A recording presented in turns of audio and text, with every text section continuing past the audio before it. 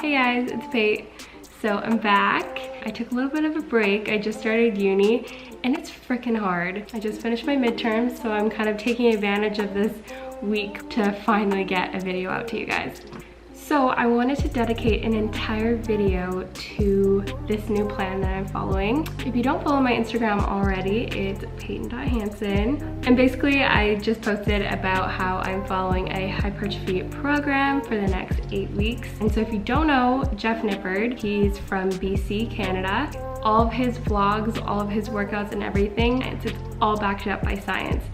And I have like so much appreciation for that. And so I've been kind of looking at his glute plans for a few months now. And I was like, if there's anyone I was gonna trust on social media to provide me a workout plan, it would be Jeff.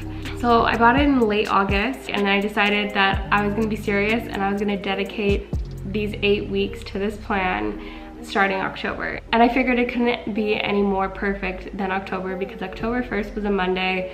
And I love starting new things on Mondays. I'm just gonna kind of quickly swipe through everything so you can kind of get a feel for what his plans are like if you want to buy one of his programs as well. So right off the bat, as you can see, this program is super clean and super organized. It's separated into 2 blocks, block 1 being 1 month and then block 2 being the 2nd month. I love how each day is organized into either upper body or lower body. It gives you the sets, the reps. It gives you space for the amount of weight that you're lifting, which is really great for keeping track of your progress. And yeah, it's super cool and I've already started it. I'm on my 2nd week. So definitely check him out, put his links down below. He's super cool. So with that said, I am going to put my measurements up on the screen right now, just so we can kind of compare where I'm at week 1 and then week 8, I guess. Now that we got the program out of the way, we can get into what I really want to talk about, which is how to achieve your diet and fitness goals, specifically on a plan. Obviously, in order to see results, you gotta stick to it. But when it comes to following a diet or like just being healthy in general, that can be a struggle sometimes. And I mean, like, I feel like we can all relate. So I have a couple tricks up my sleeve that I want to share with you guys because I know diet is not always easy for most of us. So anything I can do to make it easier for you guys, then I've done my job. So like my biggest tip for you guys is to make a list. So you can customize this list however you want, but for me, what I have is carbs, proteins, and fats. And so basically it would be like maybe fried potatoes and then like salmon and nuts. That would be like an example of a carb, protein, and fat that I genuinely enjoy eating. And those just kind of give you an idea of a main macro source that you can build an entire meal off of. And then below those, I have breakfast, then like lunch/dinner, and then dessert.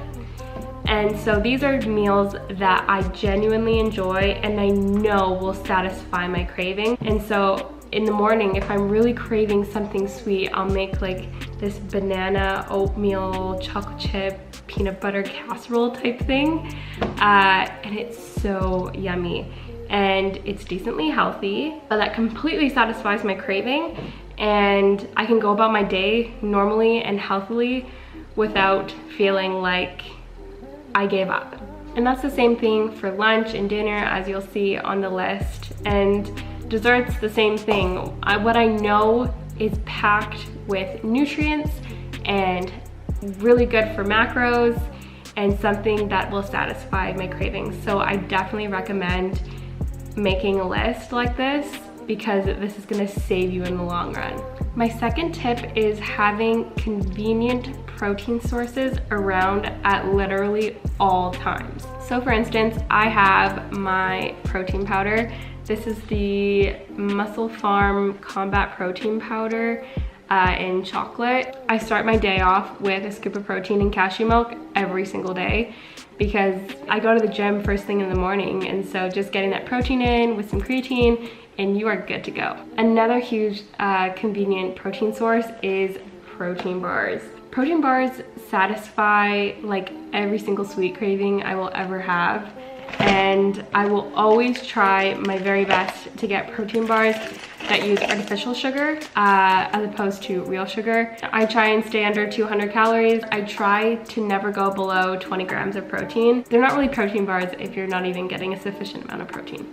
So my third and probably last hack would definitely be to meal prep.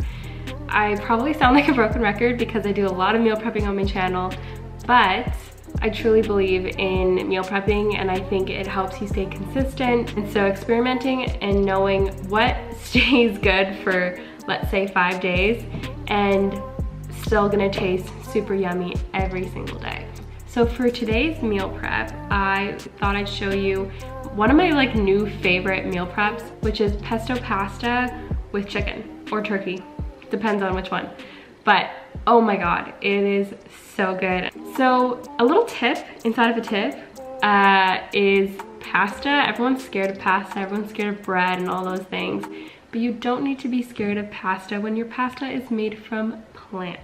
So I have two types of pastas today with me. I have my penne and I have my rotini. So the penne is made out of brown rice, quinoa, and corn, I believe. And then the rotini is made out of chickpeas and pea protein.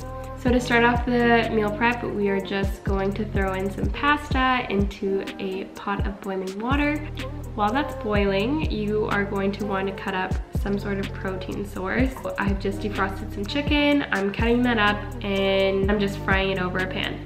You're gonna want to drain the pasta, and then you're gonna want to put both the chicken and the pasta into the fridge and let that cool for a little bit. If you come back a couple hours later, you can then add the pesto. For this one, we don't want to be too generous with our sauce, so we're just gonna put as much sauce as we need in order for it to lightly cover the food. Once that's stirred in, I like to add a little bit of Parmesan. This is a great meal to have. It is macro-friendly, high in protein and carbs, and is nutrient dense, which is always a good thing to have. So I think that wraps up our video.